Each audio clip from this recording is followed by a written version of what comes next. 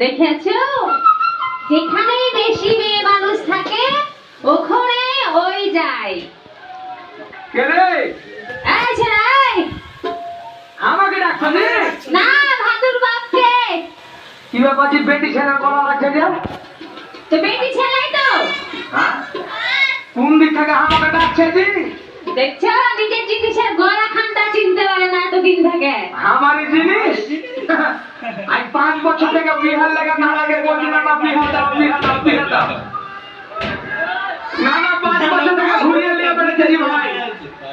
এই লাগা চাপা দেওয়ার পর খেলে আমি এই চলে এলো তোমার এদিকে হবিগঞ্জ এদিকে আসা মনে কর শান্তি নাই বেটি ছেলে দেখালে আমাকে জ্বালাইছে। বেটি ছেলেরে তোকে জ্বালাইছে না তুই বেটি ছেলের পিছনে পিছনে ঘুরে বেড়াচ্ছিস? আমি বেটি ছেলে পিছনে ঘুরে বেড়াচ্ছি?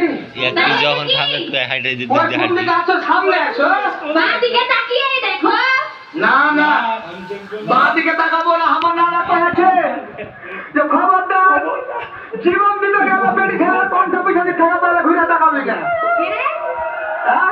কেরে কারণ বেটি ছেলে মানে খুঁজলে খুঁজলে ভালো কথা কয়ে বা পুষ্পের আগুন ভিতরে জ্বালাইবে।